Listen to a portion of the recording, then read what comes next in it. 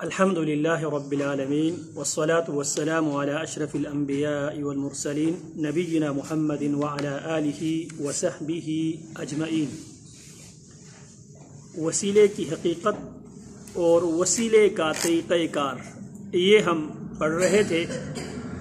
اس سلسلے میں ہم نے بطور مثال اور بطور نمونہ کے سیدنا آدم علیہ السلام، سیدنا یونس علیہ السلام اور سیدنا ابراہیم اور سیدنا زکریا علیہ السلام ان کی سیرت میں سے انہوں نے آزمائشوں اور مشکلات میں وسیلے کے لیے جو طریقہ کار ان انبیاء کرام اللہ کے ان برگزیدہ بندوں نے جو طریقہ کار اختیار کیا، ہم اس طریقہ کار تو ہم پڑھ چکے ہیں۔ آج ہم ایک ایسے نبی کی سیرت کے ایک پہلو کی طرف سفر کرتے ہیں۔ اس نبی کو اللہ رب العالمین نے ایک ہی ٹائم پہ 3 نعمتوں سے مالا مال کیا تھا۔ عموماً دنیا میں 3 نعمتیں ایک ساتھ بہت کم لوگوں کو نصیب ہوتا ہے: صحت، اولاد، دولت۔ یا انسان کے پاس اس کی صحت ٹھیک ہوگی، اس کے پاس اولاد نہیں ہوگی۔ اولاد اور صحت ہوگی لیکن اس کے پاس دولت نہیں ہوگی، یا اس کے پاس صحت اور دولت ہوگی، یا اس کے پاس دولت اور صحت ہوگی، اولاد نہیں ہوگی۔ آپ اپنے پورے معاشرے میں آپ غور کریں، اٹھا کر دیکھ لیں، بہت کم لوگ ایسے ہوتے ہیں جن کے پاس ایک ہی ٹائم پہ اولاد کی نعمت بھی ہو، صحت کی نعمت بھی ہو اور دولت کی نعمت بھی ہو۔ اور جن لوگوں کے پاس اولاد اور صحت ہوتی ہے، جو ہی ان کے پاس دولت آتی ہے، یا اولاد چلی جاتی ہے یا صحت چلی جاتی ہے۔ تو اللہ کے برگزیدہ پیغمبروں میں سے جناب ایوب علیہ السلام، ان کے پاس اولاد بھی تھی، دولت بھی تھی اور صحت بھی تھی۔ اللہ رب العالمین نے اپنے اس بندے کو آزمانے کے لیے، اسی لیے صبر اور شکر لازم اور ملزوم ہے۔ جو صابر ہوگا وہی شاکر ہوگا، جو شاکر ہوگا وہی صابر ہوگا۔ شکر گزار صابر ہوگا اور صابر شکر گزار ہوگا۔ اور اللہ رب العالمین نے زندگی اور موت کو پیدا ہی اسی لیے کیا ہے۔ خلق الموت والحیات لیبلوکم ایکم احسن عملا۔ تو آزمائش کے لیے اللہ رب العالمین نے ہمیں زندگی بھی دی ہے، اور اللہ رب العالمین نے موت بھی اسی لیے اللہ رب العالمین نے مقرر کیا ہے۔ تو جناب ایوب علیہ السلام، آپ کے پاس اولاد بھی تھی، آپ صحت مند بھی تھے اور آپ کے پاس دولت بھی تھی۔ اللہ رب العالمین نے جناب ایوب علیہ السلام سے شکر کے پیپر کے بعد، یہ تھا شکر کے پیپر، جب آپ کے پاس نعمت ہو، صحت کی صورت میں، اولاد کی صورت میں، دولت کی صورت میں۔ جن کے پاس اولاد ہے، صحت ہے، دولت ہے، یا ان 3 نعمتوں میں سے کوئی ایک نعمت جن کے پاس ہے، وہ شکر کے پیپر دے رہے ہوتے ہیں۔ جو ان 3 میں سے ایک سے محروم ہو تو 2 میں وہ شکر کے پیپر دے رہے ہوتے ہیں، ایک میں صبر کی پیپر دے رہے ہوتے ہیں۔ اب جناب ایوب علیہ السلام کے پاس اولاد بھی تھی، دولت بھی تھی اور وہ صحت مند بھی تھے۔ اب اللہ رب العالمین نے ان سے صبر کا امتحان، ایگزام لینا چاہا، تو ان کی اولاد بھی فوت ہو جاتے ہیں اور ان کی دولت بھی ختم ہو جاتی ہے، اور ان کی صحت بھی اللہ رب العالمین ایک وقت تک کے لیے ان کو صحت سے بھی محروم کر دیتا ہے۔ آزمائش ہے رب کی طرف سے۔ لیکن اللہ فرماتے ہیں جناب ایوب کے اللہ رب العالمین قرآن مجید میں تین صفات بیان کی، 3 صفات۔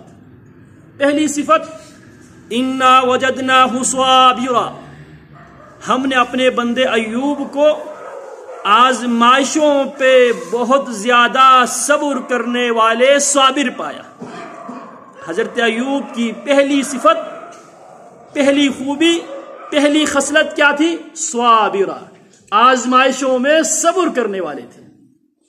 اور دوسری ان کی اللہ رب العالمین اہم صفات بیان کرتے ہوئے فرماتے نعم العبد، بہت اچھے بندے تھے ایوب، بہت اچھے بندے تھے، انہ اواب۔ شکر کے پیپر جس وقت دے رہے تھے تو اس وقت بھی بار بار اپنے اللہ سے رجوع کرنے والے تھے، اور جس وقت صبر کی پیپر اللہ رب العالمین نے صبر کی پیپر سے ان کو دوچار کیا، اواب، بار بار اللہ رب العالمین کی طرف رجوع کرنے والا تھا جناب ایوب علیہ السلام۔ اللہ رب العالمین نے قرآن مجید کے 4 مقامات پہ جناب ایوب علیہ السلام کا تذکرہ کیا ہے۔ وَأَيُّوبَ إِذْ نَادَى رَبَّهُ أَنِّي مَسَّنِيَ الضُّرُّ وَأَنْتَ أَرْحَمُ الرَّاحِمِينَ، جب جناب ایوب علیہ السلام صبر کی پیپر دے رہے ہوتے ہیں، آزمائش سے دوچار ہوتے ہیں، کیا فرماتے ہیں؟ انتہائی جامع دعا، ربی انی مسنی الضر، ربی اے میرے رب۔ اب جناب ایوب علیہ السلام نے بطور وسیلہ اللہ رب العالمین کے ناموں میں سے جو نام رب ہے اس رب کا انتخاب کیا۔ کیوں؟ کیونکہ یہاں پہ معاملہ ربوبیت سے تعلق رکھتا ہے۔ صحت دینا، دولت دینا، اولاد دینا، یہ رب کر سکتا ہے، یہ کام اللہ کی صفات ربوبیت سے اس کا تعلق ہے۔ تو لہٰذا انہوں نے وسیلے کے لیے بھی، کیونکہ اللہ کا حکم کیا ہے؟ وَلِلَّهِ الْأَسْمَاءُ الْحُسْنَى فَادْعُوهُ بِهَا، اللہ کے اچھے اچھے نام ہیں، ان ناموں کے ساتھ، ان ناموں کے وسیلے سے اللہ سے مانگا کرو، اللہ کو پکارا کرو۔ اسی لیے رسول اللہ صلی اللہ علیہ وسلم فرماتے ہیں إِنَّ لِلَّهِ 99 اسما من احصاها دخل الجنہ، اللہ کے 99 نام ہیں، جو بھی ان ناموں کو سمجھ کر، ان ناموں کو سمجھ کر، ان ناموں کی گنتی پوری کرتا ہے، ان ناموں کو پڑھتا ہے، دخل الجنہ، اللہ کے نبی کیا فرماتا ہے؟ وہ آدمی جنت میں داخل ہوگا۔ اسماء الحسنہ کو پڑھنے کے بعد نہ آدمی پریشانیوں میں، نہ آزمائشوں میں، نہ خوشی میں، نہ بیماری میں، نہ تندرستی میں، کسی بھی معاملے میں آدمی اپنے دائرہ کار سے نہیں نکلے گا۔ ان ناموں کو عموماً بہت سے لوگ فقہ القلوب کے نام سے، ایک ہے فقہ العبادات، ایک کو کہا جاتا ہے فقہ المعاملات، اور ایک کو کہا جاتا ہے فقہ القلوب، جو دلوں کی جو فقاہت ہے، دلوں کی جو سمجھ ہے۔ تو اللہ فرماتے ہیں وَلِلَّهِ الْأَسْمَاءُ الْحُسْنَى فَادْعُوهُ بِهَا، اللہ کے اچھے اچھے نام ہیں، ان ناموں کے واسطے اور وسیلے سے اللہ سے مانگا کرو۔ اب جناب ایوب علیہ السلام مال سے بھی محروم ہو چکے ہیں، اولاد سے بھی محروم ہو چکے ہیں، اور صحت سے بھی محروم ہو چکے ہیں، آزمائش سے دوچار ہیں۔ اب جناب ایوب علیہ السلام آزمائش سے اپنے آپ کو نکالنے کے لیے اللہ رب العالمین کے آگے درخواست کرتے ہیں، اللہ رب العالمین سے التجا کرتے ہیں، اور التجا کے لیے جب بھی آپ زمین پہ بیٹھ کر، جب آپ آسمان سے اپنا کمیونیکیشن، رابطہ جب بھی آپ قائم کرنا چاہے، رابطے کے لیے ہمیشہ اصول یہ ہے کہ آپ کوڈ نمبر آپ کو ضرور ملانا پڑتا ہے۔ کوڈ نمبر آپ کے ملک کی، آپ کی ڈسٹرکٹ کی، انٹرنیشنل کوڈ نمبر، جب تک آپ کوڈ نمبر نہیں ملائیں گے آپ کی کال آگے نہیں جاتی ہے۔ تو کوڈ کیا ہے؟ ربنا، یہ بھی ایک کوڈ نمبر ہے، اللہم، یہ بھی ایک کوڈ نمبر ہے، ربی، یہ بھی ایک کوڈ نمبر ہے۔ اب جناب ایوب علیہ السلام فرج سے عرش تک رابطہ قائم کرنے کے لیے جس کوڈ نمبر کو ملا کر کال ڈائل کرتے ہیں، ربی، یہ میرے رب، ڈائریکٹ، جبکہ جناب ایوب علیہ السلام سے پہلے اللہ کے بہت سے برگزیدہ بندے انبیاء علیہم السلام گزر چکے تھے۔ جناب ایوب نے واسطے اور وسیلے کے لیے کسی مخلوق کو بیچ میں ڈالنے کے بجائے اللہ رب العالمین کے اسماء الحسنہ میں سے لفظ رب کو شروع میں لگا لیتے ہیں اور اللہ رب العالمین کے ناموں میں سے ارحم الراحمین کو پیچھے لگا دیتے اپنی درخواست کے۔ وَأَيُّوبَ إِذْ نَادَى رَبَّهُ، اللہ فرماتی ہے وَأَيُّوبَ، اور ہمارے بندے ایوب، اِذْ جب، نادا ایوب نے پکارا، کس کو پکارا؟ ربہ، اپنے خالق و مالک کو، اپنے پالن ہار کو، جو صحت، جو اولاد، جو دولت دینے پر قادر جو رب ہے، اپنے اس رب کو پکارا۔ انی مسنی الضر، انی بے شک میں، مسنی مجھے لگ گئی ہے، الضر بیماری، اب مجھے بیماری لگ گئی ہے، وانت ارحم الراحمین، اللہ رحم کرنے والوں میں سے سب سے زیادہ رحم کرنے والی ذات تیری ذات ہے۔ اب تجھ سے زیادہ میری اس حالت پر، میرے فقر و فاقے پر، میری بیماری پر کوئی کائنات میں کوئی ایسا ہے ہی نہیں ہے جو تجھ سے زیادہ رحم کرنے والا۔ وَأَنْتَ أَرْحَمُ الراحمین، اور تو ہی ارحم الراحمین ہے۔ اب آغاز میں رب بھی، اے میرے رب، انی بے شک میں، مسنی مجھے پہنچی ہے، الضر تکلیف، بیماری، وانت اور تو، ارحم الراحمین رحم کرنے والوں میں سے سب سے زیادہ رحم کرنے والی ذات کون ہے؟ اللہ۔ اللہ فرماتے ہیں فاستجبنا لہ، جب ایوب نے اس انداز میں آغاز میں ربی اور دعا کے اینڈ میں ارحم الراحمین اور درمیان میں اپنی درخواست پیش کی، اپنی مطالبہ پیش کیا، اللہ فرماتے فاستجبنا لہ، پھر ہم نے جناب ایوب کی پکار، ایوب کی درخواست، ایوب کی دعا ہم نے قبول کر لی۔ فَكَشَفْنَا مَا بِهِ مِنْ ضُرٍّ، اللہ فرماتے ہیں ہم نے ایوب علیہ السلام سے جو پریشانی، جو بیماری انہیں لاحق تھی، ہم نے اس بیماری کو جناب ایوب علیہ السلام سے دور کر دیا، اٹھا دیا۔ اب ایوب علیہ السلام کی درخواست میں کیا، کون سی بات تھی؟ وَأَنْتَ أَرْحَمُ الراحمین، انہوں نے یہ نہیں کہا اللہ میری اولاد ختم ہو چکی ہے، کہا جاتا ہے ان کی کئی بیویاں تھیں، ان میں سے ساری بیویاں بھی مصیبت کی اس گھڑی میں جناب ایوب کو چھوڑ چکی تھی۔ ایک بیوی تھی جو بہت زیادہ وفادار تھی، وہ جناب ایوب علیہ السلام کے ساتھ دیتی ہے، باقی کوئی جناب ایوب اولاد تو فوت ہو چکے تھے اور اب بیویاں سارے جا چکی تھی اور صرف ایک بیوی رہ گئی تھی۔ عموماً جناب ایوب علیہ السلام کے حوالے سے لوگ ایک عجیب قسم کی باتیں کرتے ہیں۔ جناب ایوب علیہ السلام کے پورے جسم میں کیڑے پڑ گئے تھے، اور ایوب علیہ السلام کیا کرتے تھے جی، وہ جو کیڑے جب حضرت ایوب کے جسم سے نیچے اتر جاتے تھے تو جناب ایوب اٹھا کر اپنے جسم پہ رکھتے تھے۔ یہ ساری کہانیاں ہیں، کیونکہ اللہ کی شریعت میں علاج و معالجہ کرنا اللہ کی شریعت میں وہ بھی ضروری ہے۔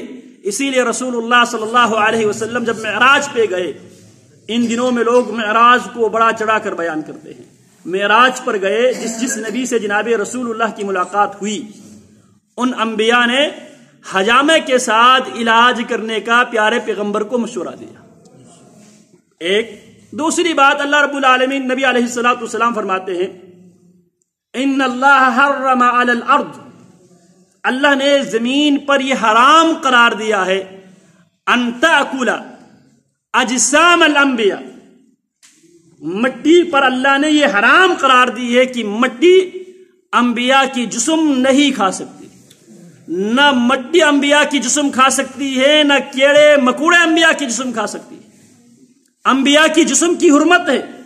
لوگ کہانیاں کیا کرتے ہیں، کیا بیان کرتے ہیں، ان کے پورے جسم میں کیڑے مکوڑے پڑ گئے تھے، سنا ہوگا آپ میں سے اکثر نے، حالانکہ یہ انبیاء کی جسم کی حرمت ہے۔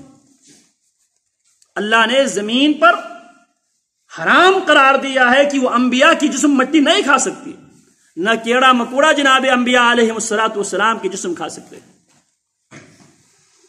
تو اب جناب ایوب علیہ السلام کی درخواست دیکھے، اس میں جامعیت دیکھے، یعنی کہ اللہ میری اولاد نہیں رہی، میری بیویاں میرے پاس نہیں رہی، میری دولت میرے پاس نہیں رہی، میری صحت میرے پاس نہیں رہی، یعنی کہ انت ارحم الراحمین۔ اور حصول اولاد کے لیے بھی اللہ کی رحم کی ضرورت ہے، حصول دولت کے لیے بھی اللہ کی رحم کی ضرورت ہے، اور حصول صحت کے لیے بھی اللہ رب العالمین کی رحم کی ضرورت ہے۔ تو وانت ارحم الراحمین، اللہ میرے تمام معاملات میں تو ہی رحم کرنے والا ہے، رحم کرنے والوں میں سے سب سے زیادہ رحمان اور رحیم ہی ہے۔ اگر ہمیں رحمان اور رحیم سمجھ میں آ جائے، شاید ہمیں آنے والی مصیبتوں پہ، خصوصاً جب ہمارے عزیز فوت ہو جاتے ہیں، ہمیں صبر آ جائے گا۔ یہ ایک ضمن میں ایک بات کر رہا ہوں، اگر ہمیں اللہ کی رحمان اور رحیم ہونے پر یقین ہو جائے، رحمان اور رحیم ہونا سمجھ میں آ جائے، تو ہمیں اپنی عزیزوں کی جدائی پہ ہمیں حوصلہ اور صبر ملے گا۔ کیسے؟ اگر آپ کی کوئی عزیز کسی دوسرے ملک میں حصول ملازمت کے لیے سفر کرتا ہے اور وہاں پہ اس کی میزبانی کرنے والے آپ کے دوسرے عزیز موجود ہو، باپ موجود ہو، بھائی موجود ہو، ماموں موجود ہو، چاچے تائے موجود ہو، آپ کو کسی قسم کی کوئی ٹینشن نہیں ہوتا، آپ کو بہت زیادہ خوشی ہوتی ہے۔ وہاں پہ جی چاچے ہیں، تائے ہیں، مامے ہیں، وہ اس کو دیکھ لیں گے، ہمارے سارے اپنے ہیں۔ اگر آپ کا بچہ اس شہر سے دوسرا شہر میں چلا جائے، وہاں پہ اس کی میزبانی کرنے والا کوئی بھی نہ ہو، والدین کو پریشانی لاحق ہوتی ہے۔ وہاں پر ہمارے بچے کی میزبانی کرنے والا ہمارا کوئی بھی نہیں ہے، وہ کس حالت میں ہوگا، اس کو کچھ کھانے کے لیے ملا ہوگا یا نہیں ملا ہوگا، رہنے کے لیے کوئی جگہ ملی ہے یا نہیں ملی، پریشان ہوتا ہے۔ جب وہاں پہ آپ کے اپنے موجود ہو تو آپ کو پریشانی نہیں ہوگی۔ جب آپ کو یہ معلوم ہو جائے میرے جو عزیز جو مجھ سے جدا ہو گئے ہیں وہ کس کے پاس گئے ہیں؟ ارحم الراحمین کے پاس، رحمان اور رحیم کے پاس، مجھ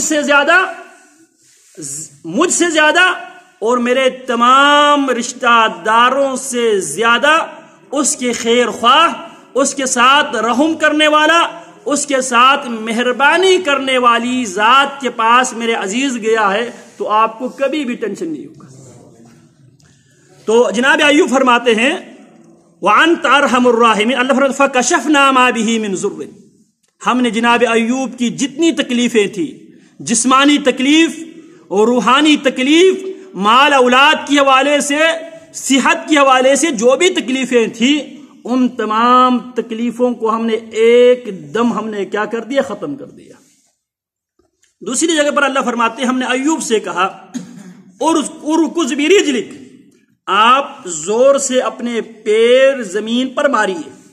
جناب ایوب علیہ السلام اللہ کے حکم پر عمل کرتے ہوئے زمین پہ پیر مارتے ہیں، زمین سے چشمے جاری ہوتے ہیں۔ اللہ کیا فرماتے ہیں جناب ایوب سے؟ ایوب یہ ماء بارد، یہ ٹھنڈا پانی ہے، اسے آپ پی لیجئے، پینے سے آپ کی اندر کی ساری صفائی ہو جائے گی۔ ھذا بارد مغتسل وشراب،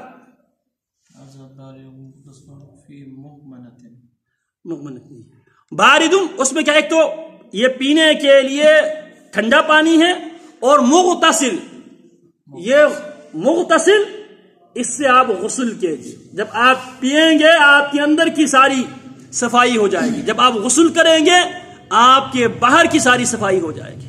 پھر اللہ فرماتے ہیں جب ایوب نے صبر سے کام لیا، اسی لیے اللہ رب العالمین کا اصول ہے ان مع العسر یسرا، مشکل کے ساتھ آسانی ہوتی ہے، آسانی کے ساتھ مشکل ہوتی ہے۔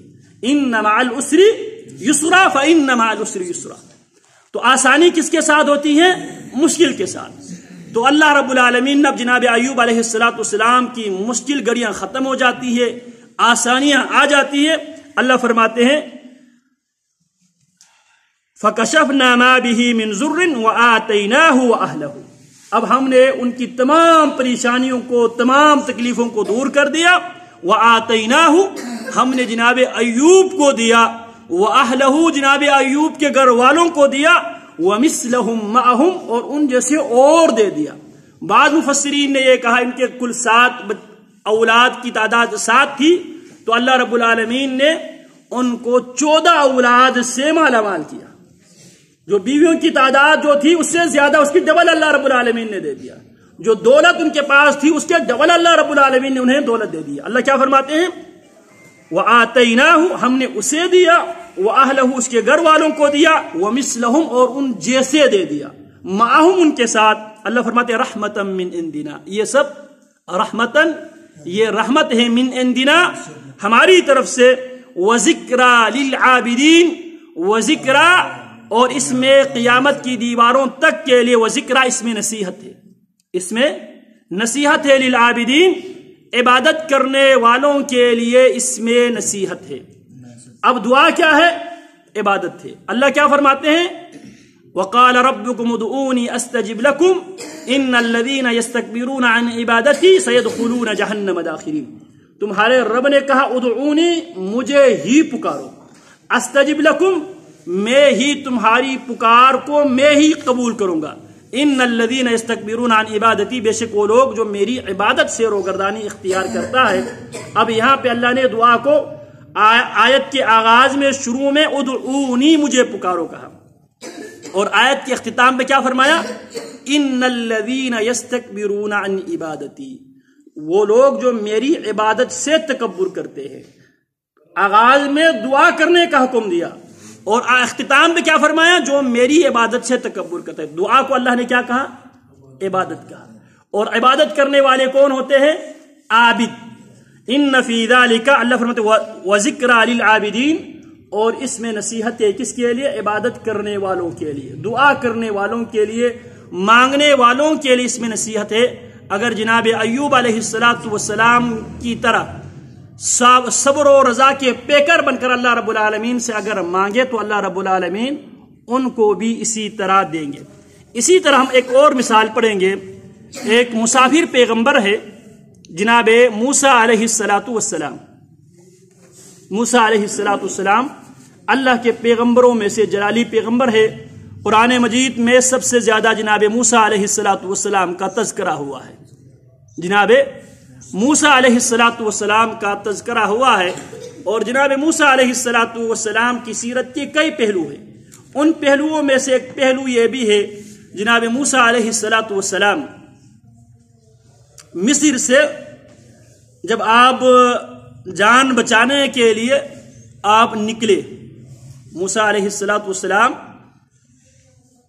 ان کی سیرت کی پہلوؤں میں سے جو ہمارے موضوع سے متعلقہ جو پہلو ہے، موسیٰ علیہ السلام شاہی محل میں رہتے تھے، اور موسیٰ علیہ السلام ایک دفعہ گھر سے نکلے تو اس کے حوالے سے مفسرین نے جناب موسیٰ علیہ السلام فی حین غفلت من اہلیہا، قرآن نے ذکر کیا ہے لوگوں کی غفلت کی ٹائم پہ موسیٰ علیہ السلام گھر سے نکلے. کیا دیکھتے ہیں؟ کچھ دور چلتے ہیں، کیا دیکھتے ہیں؟ دو آدمی آپس میں لڑ رہے ہیں. ایک کا تعلق بنی اسرائیل سے تھا اور ایک کا تعلق قبطی تھا. قبطی اصل جو مصر کے باشندے ان کو قبطی کہا جاتا ہے، قبطی اقباط یا قبطی کہا جاتا ہے.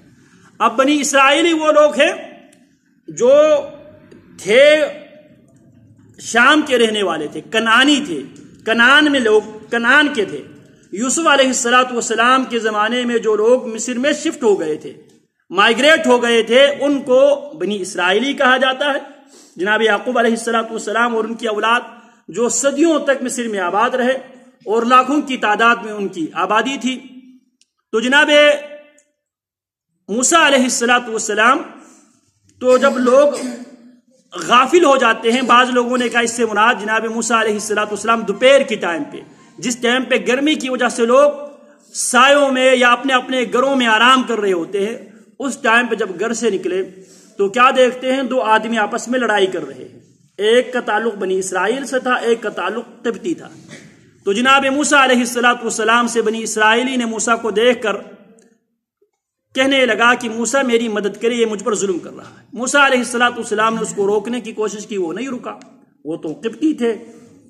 موسیٰ علیہ السلام انسانی تاریخ میں پہلا وہ باکسر ہے کہ انہوں نے ایک پنج مارا، اس سے وہ قبطی موقع پر ہی اس کی موت واقع ہو گئی.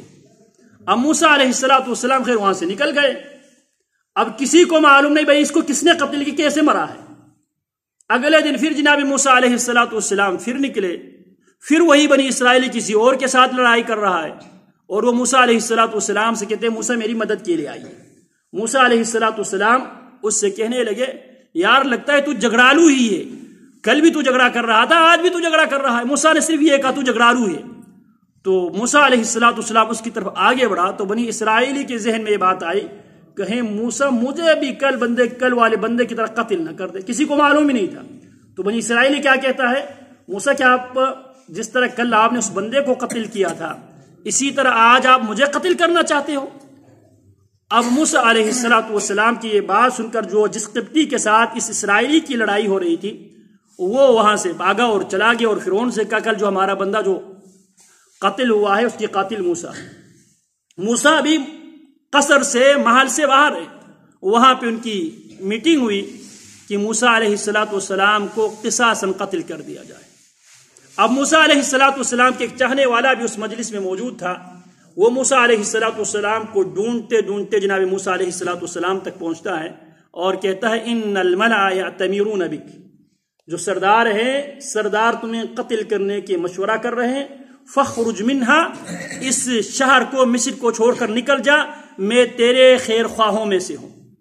تو قرآن اس کی منظر کشی کرتا ہے، فخرج منہا خائفا یترقب، جناب موسیٰ علیہ السلام خوف زدہ ہو کر اور چھپ چھپ کر جناب موسیٰ علیہ السلام وہاں سے نکلے، اور موسیٰ علیہ السلام وہاں سے مدین کی طرف رخ کرتے ہیں جو مصر کے قریبی علاقہ تھا جہاں پہ فرعون کی حکومت قائم نہیں تھی۔ عموماً یہاں پر بھی لوگ کہتے ہیں کہ موسیٰ علیہ السلام جب مدین گئے تھے تو موسیٰ علیہ السلام کی شادی کس سے ہوئی تھی جی؟ کس سے ہوئی تھی؟ حضرت شعیب علیہ السلام کی بیٹی سے، حالانکہ یہ بھی ایک غلط ہے۔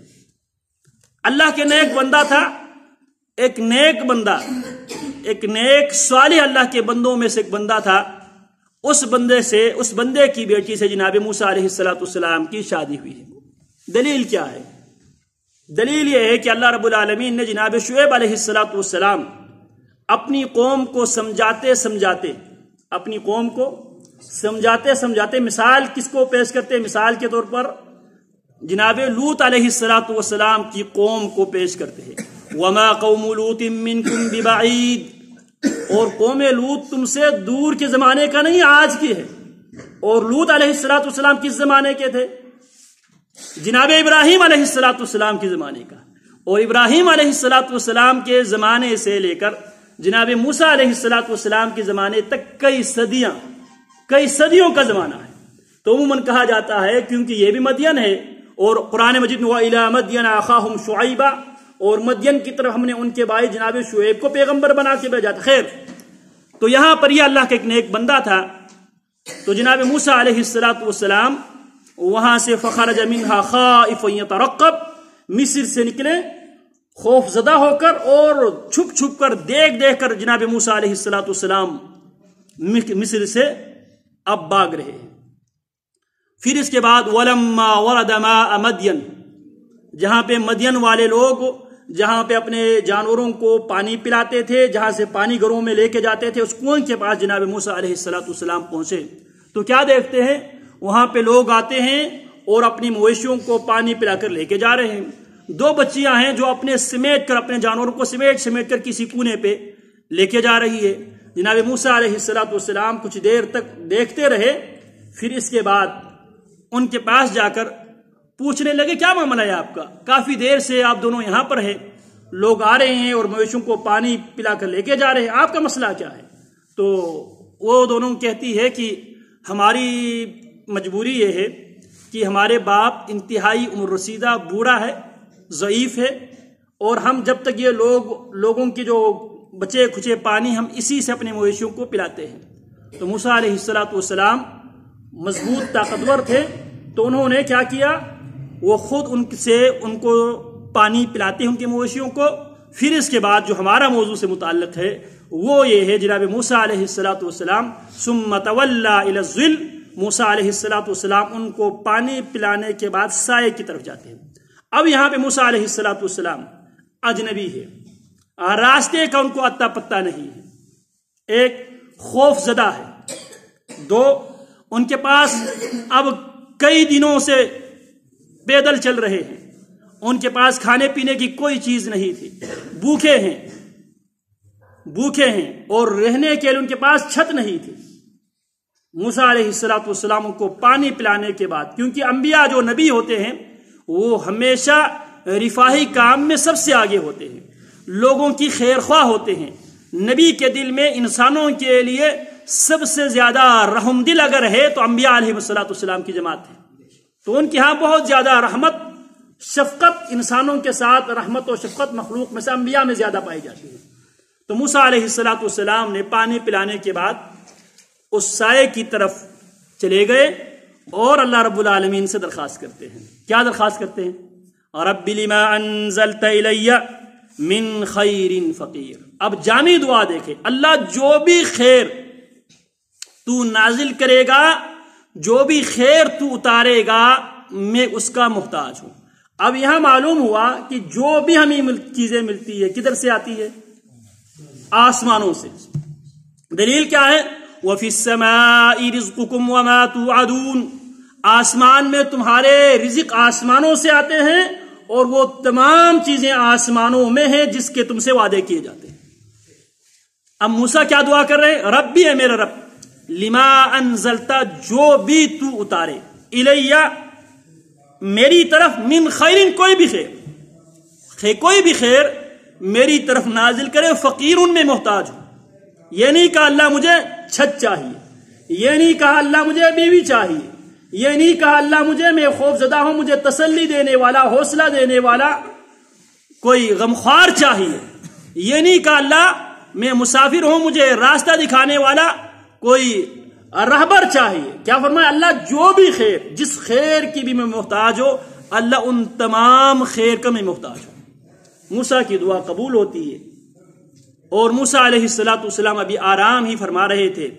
اللہ رب العالمین گواہی دیتا ہے اس اللہ کے نیک بندے کی، نیک بیٹیوں کی حیا کی۔ کون گواہی دے رہا ہے؟ اللہ گواہی دے رہا ہے۔ فَجَاءَتْهُ إِحْدَاهُمَا تَمْشِي عَلَى اسْتِحْيَاءٍ، ان دونوں بچیوں میں سے ایک بچی شرماتی ہوئی آئی۔ کتنی عظیم عورت تھی جس کی حیا کی گواہی کون دے رہا ہے؟ اللہ رب العالمین۔ کہتی ہے ان ابی یدعوک لیجزیک اجر ما سقیت لنا، موسیٰ میرے باپ آپ کو بلا رہے ہیں تاکہ آپ کو جو احسان آپ نے ہمارے ساتھ کیے تھے اس کے کچھ مزدوری، کچھ بدلہ چکانے کے لیے میرے والد صاحب آپ کو بلا رہے ہیں۔ اور موسیٰ علیہ السلام بھی ابھی تک ان کو نبوت و رسالت نہیں ملی تھی، لیکن کمال کے باحیا تھے، کمال کے باحیا تھے موسیٰ علیہ السلام۔ مفسرین کہتے ہیں کہ جناب موسیٰ علیہ السلام کے آگے آگے جب وہ بچی جا رہی تھی تو ہوا کی وجہ سے اس زمانے میں جو چادر تھی وہ چادر اس کی جسم سے ہٹ رہی تھی۔ موسیٰ علیہ السلام کیا فرماتے ہیں؟ بہن ایسے کیجئے، آپ میرے پیچھے آئیے اور آپ اپنے ہاتھ میں کنکری رکھیے، جس طرف جانا ہے آپ کنکری ماریے، لیفٹ سائڈ پہ جانا ہے، رائٹ سائڈ پہ جانا ہے، آپ ڈائریکشن کے لیے آپ پیچھے سے کنکری پھینکے، میں اسی طرف چلا جاؤں گا۔ اب جناب اللہ کے اس بندے کے پاس پہنچے، اس بندے نے دیکھا بندہ خوف زدہ ہے۔ سب سے پہلے اس کو کچھ کھلانے اور پلانے سے پہلے دیکھا آدمی اس وقت کھائے گا، اس وقت پیے گا جب آدمی سب سے پہلے ٹینشن سے نفسیاتی طور پر فارغ ہو جائے۔ اب کیوں موسیٰ علیہ السلام کو کیا فکر لاحق ہے؟ فرعون اس کی پوری ریاست موسیٰ علیہ السلام کے پیچھے لگی ہوئی ہے، کہیں یہ لوگ میرے پیچھے کرتے کرتے یہاں نہ پہنچے، پریشان ہے۔ تو اس آدمی نے جب موسیٰ علیہ السلام کو پریشان دیکھا، کہنے لگا لا تخف، آپ کو خوف زدہ ہونے کی ضرورت نہیں ہے، نجوت من القوم الظالمین، ظالم قوم سے اللہ نے آپ کو نجات عطا فرمائی۔ پھر اس کے بعد موسیٰ علیہ السلام کی وہاں پہ اللہ رب موسیٰ نے دعا کیا کی تھی؟ ربی بما انزلت الی من خیر فقیر۔ اللہ نے موسیٰ علیہ السلام کو دلدار بھی دیا، غمخوار بھی دیا، موسیٰ علیہ السلام کے سر پہ شفقت کے ہاتھ رکھنے والے بزرگ بھی دیا، اور موسیٰ علیہ السلام کو تسلی دینے والا نیک صالح دلی دوست بھی دیا، اور اللہ رب العالمین نے اس دعا کی برکت سے موسیٰ کو بیوی بھی دیا۔ پھر اس کے بعد انہی بیٹیوں میں سے ایک جو حیادار تھی، اور یہاں سے بہت سے علماء استدلال لیتے ہیں، عموماً آج کے دور میں ہم بحیثیت والد بچیوں کی رشتے کی آفر کرتے ہوئے ہم شرماتے ہیں۔ اگر کوئی مناسب رشتہ مل جائے تو یہ اس نبی کی، اس اللہ کے نیک بندے کی سنت ہے۔ اس نے موسیٰ علیہ السلام سے آفر کیا، بلکہ بیٹی خود کہنے لگی، اللہ ابا جان یہ تو ایک اجنبی آدمی ہے، جب یہ ہمارے پاس رکیں گے تو ہمارے ساتھ پردے کا معاملہ ہے، تو بہتر یہی ہے، یہ ایماندار بھی ہے، یہ طاقتور بھی ہے اور ایماندار بھی ہے۔ اسی لیے بعض لوگ ایک مسئلہ ہمارے ہاں ہے جی، موروثی سیاست، موروثی سیاست اسلامی نہیں ہے۔ معاملہ یہاں پر یہ ہے، اسلام نے کسی بھی عہدے کے لیے جو شرائط رکھا ہے، وہ شرط کیا ہے؟ وہ اس کام کو کرنے کی صلاحیت رکھتا ہو، امانت دار۔ اسلامی اصول کیا ہے؟ کام کرنے کی وہ صلاحیت رکھتا ہو اور امانت دار ہو، امین ہو۔ اب یہاں پر وہ کہتی ہے ان خیر من استاجرت القوی الامین، اگر آپ کسی کو بطور اجرت رکھے تو آپ اسی کو رکھیں، یہ طاقتور بھی ہے اور امانت دار بھی ہے۔ تو بات عقل مند تھے، سمجھ گئے، انہوں نے موسیٰ علیہ السلام سے فوراً پیشکش کی، میں چاہتا ہوں انی اريد ان انکحک احدی ابنتی ہاتین علی ان تأجرنی 8 حجج فإن اتممت 10 فمن عندک۔ فرمانے لگے، کہنے لگے، موسیٰ میں چاہتا ہوں، میری دلی خواہش ہے کہ تو میری ان 2 بیٹیوں میں سے ایک بیٹی کے ساتھ رشتہ کر لے۔ حق مہر کیا ہوگا کہ تو 8 سال میری خدمت کرے۔ فَإِنْ أَتْمَمْتَ 10 فَمِنْ عِنْدِكَ، اگر 10 سال اگر تو میری خدمت کرے، یہ 2 سال تیری طرف سے ہے۔ وَلَا أَشُقُّ وَلَا أُرِيدُ أَنْ أَشُقَّ عَلَيْكَ، اور میں یہ نہیں چاہتا کہ میں تمہیں کسی مشقت میں، کسی مصیبت میں ڈالوں۔ موسیٰ علیہ السلام، اب ان کے ساتھ اور کوئی ساتھی تو تھے نہیں، کیا فرماتے ہیں؟ أَيُّمَا الْأَجَلَيْنِ قَضَيْتُ فَلَا عُدْوَانَ عَلَيَّ وَاللَّهُ عَلَى مَا نَقُولُ وَكِيلٌ۔ فرمانے لگے، ٹھیک ہے، شرط منظور ہے، ان دونوں مدتوں میں سے جو بھی مدت، 8 سالہ مدت یا 10 سالہ مدت، جو بھی مدت میں پوری کرو، میرے اوپر کسی قسم کی زیادتی نہیں ہونی چاہیے۔ اور یاد رکھیے بابا، واللہ علی ما نقول وکیل، جو ہم باتیں کر رہے ہیں اللہ ہی ہمارے کارساز اور وکیل ہے۔ تو موسیٰ علیہ السلام اجنبی تھے، مسافر تھے، بھوکے تھے، خوف زدہ تھے۔ موسیٰ علیہ السلام یہاں پہ اپنی خوف دور کرنے کے لیے، بھوک دور کرنے کے لیے، حصول چھت کے لیے، حصول مکان کے لیے کس سے دعا درخواست کرتے ہیں؟ اللہ سے، بطور وسیلہ اللہ کا نام ربی، اے میرے رب، انی بے شک میں لما انزلتا، جو بھی تو مجھ پر نازل کرے، جو بھی تو مجھ پر اتارے، من خیرین، کوئی بھی خیر، فقیرون، اللہ میں محتاج ہوں۔ موسیٰ علیہ السلام کی حالانکہ باپ دادوں میں جناب یوسف، جناب یعقوب، جناب اسحاق، جناب ابراہیم علیہ السلام جیسے بزرگ موجود تھے، انہوں نے بطور واسطے اور بطور وسیلے انہوں نے کس کو پیش کیا؟ لفظ رب کو۔ تو اللہ رب العالمین نے جناب موسیٰ علیہ السلام نے جو موسیٰ کو ضرورت تھی، اللہ وہ ہے جو موسیٰ کو ضرورت تھی، اللہ نے موسیٰ کو بیوی بھی دیا، اللہ نے موسیٰ کو چھت بھی دیا، اللہ نے موسیٰ علیہ السلام کو امن بھی دیا، اور اللہ نے موسیٰ علیہ السلام کو تسلی دینے والے غمخوار بھی اللہ نے عطا کیا۔